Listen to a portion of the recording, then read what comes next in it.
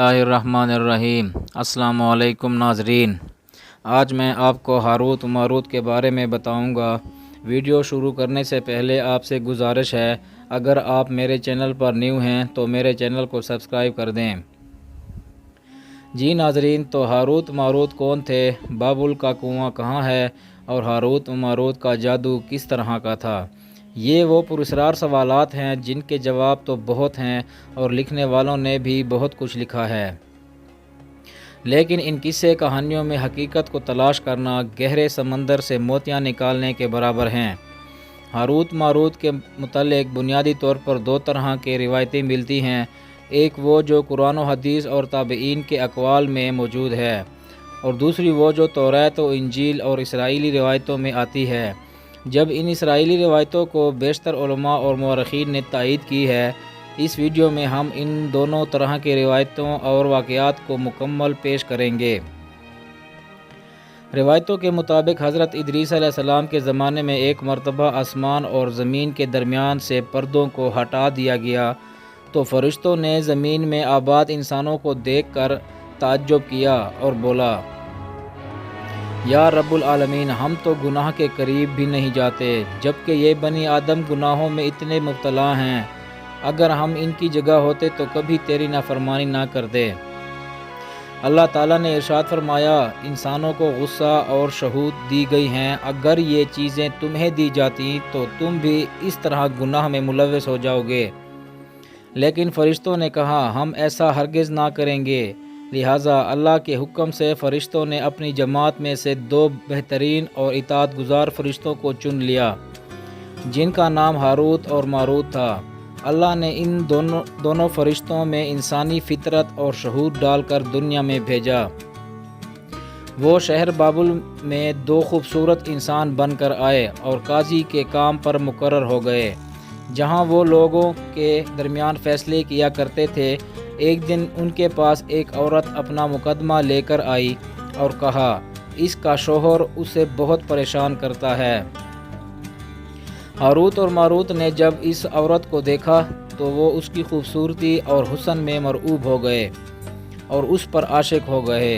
उन्होंने इस औरत से जिनाह की ख्वाहिश की, तो औरत ने उनसे कहा, तुम्हारी ये ख्वाहिश मैं तब ही पूरी करूँगी जब तुम बुत की पूजा करो, शराब पियो या मेरे खावंद को कत्ल कर दो। हारूत और मारूत ने शराब नोशी को छोटा गुनाह समझकर पी लिया और नशे की मस्ती में दो और गुनाह कर बैठे। इस औरत ने उनसे आसमान पर चढ़ने का अमल भी सीख लिया, जबकि जिसके ज़रिए वो आसमान पर जाते थे। जब औरत इस अमल के ज़रिए आसमान पर गई तो अल्लाह ताला के हुक्म से उसे सितारों की शक्ल में मसक कर दिया गया। जबकि इस औरत का नाम ज़ोरा था, इसलिए वो सियारा ज़ोरा कहलाई, जिसे आज वेनस कहते हैं। इस गुनाह की वजह से हारूत व मारूत खुद वो इसमें आज़म भूल गए, जिसे पढ़कर वो आसमान पर जाते थे, और बतौर सज़ा उन्हें बाबुल के एक कुएं में उल्टा लटका दिया गया, जहाँ वो ताक़यामत यूं ही कैद रहेंगे।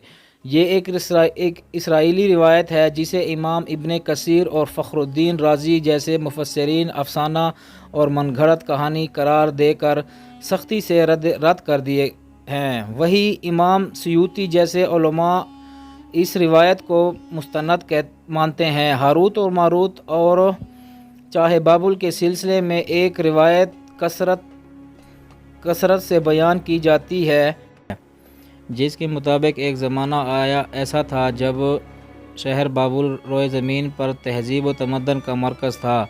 यहाँ के लोग बातिल खुदा की परस्तिश किया करते थे। ये लोग अपनी किस्मत उनसे वाबस्ता समझते थे, इसलिए इल्म नजूम और इल्म फ़ल्कियात में बड़े माहिर थे।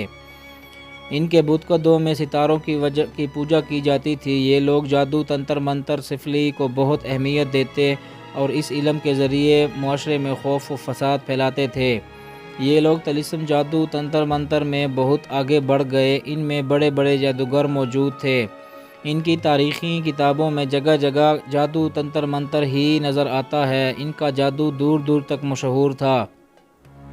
مختصر یہ کہ اس شہر کا باشندہ ہونا ہی جادوگر ہونے کی علامت تھی۔ جب حضرت سلمان علیہ السلام کی حکومت آئی تو آپ نے ان لوگوں کو اس شرکیہ عمل سے روکا اور ان کی شہر اور جادو کی کتابوں کو ایک جگہ جمع کر کے اپنے عظیم کرسی کے نیچے دفن کر دیا تاکہ اس فتنہ انگیز علم کا جڑ سے خاتمہ ہو جائے۔ جب سلمان علیہ السلام کی وفات ہوئی تو شیطان نے ان کتابوں کو دوبارہ کھود کر نکالا اور لوگوں سے کہا کہ سلمان پیغمبر نہیں تھا بلکہ ان کتابوں کے ذریعے حکومت کیا کرتا تھا، لہٰذا ہوا میں اڑنا، جنات پر قابو اور سلمان علیہ السلام کے غیر معمولی معجزات دراصل جادو اور سفلی کا عمل تھا۔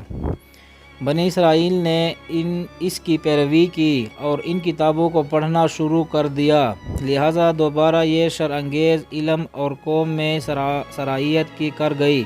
اللہ نے سلمان علیہ السلام پر لگائے گئے الزامات اور تہمت کی نفی کرتے ہوئے سورۃ بقرہ میں فرمایا، اور انہوں نے اس چیز کی پیروی کی جو شیطان سلمان کی بادشاہت کے وقت پڑھتے تھے، اور سلمان نے کفر نہیں کیا تھا لیکن شیطانوں نے ہی کفر کیا، لوگوں کو جادو سکھاتے تھے اور اس چیز کو بھی جو شہر بابل میں ہاروت و ماروت 2 فرشتوں پر اتارا گیا تھا، اور وہ کسی کو نہ سکھاتے تھے جب تک یہ نہ کہہ دیتے کہ ہم تو صرف آزمائش کے لیے ہیں تو کافر نہ بن۔ لہٰذا جب یہ سحر کا علم بابل میں عام ہو گیا اور لوگوں کو تکلیف اور پریشانی کا باعث بن گیا، اللہ تعالیٰ نے 2 فرشتوں کو انسانی صورت میں مامور کیا کہ وہ جادو کے عوامل اور اسے باطل کرنے کا طریقہ لوگوں کو سکھائے تاکہ وہ جادوگروں کے فساد اور شر سے محفوظ رہ سکے، لیکن یہ تعلیمات غلط مقصد کے لیے بھی استعمال ہو سکتی تھی۔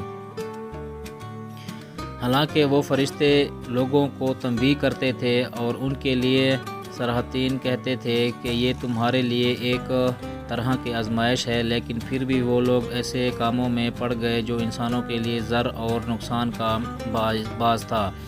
بعض عربی داستانوں میں اس کنویں کا ذکر بھی ملتا ہے جہاں کئی لوگ پہنچے اور ہاروت و ماروت سے ملاقات کر کے جادو کا عمل بھی سیکھا، جبکہ بعض مورخین کا کہنا ہے کہ عراق کے شہر حلہ کے قریب ایک کھنڈر میں موجود قدیم کنواں ہے جہاں سے بابل کی سرحد شروع ہوتی ہے۔ یہ اس کنویں کو ہی چاہے بابل قرار دیتے ہیں۔ بہرحال اس واقعے سے یہ سبق ملتا ہے کہ سفلی اور جادو کا ایک شرکیہ عمل ہے، مگر یہ کہ اس کا استعمال فساد اور شر پسندی کے خاتمے کے لیے کیا جاتا ہے۔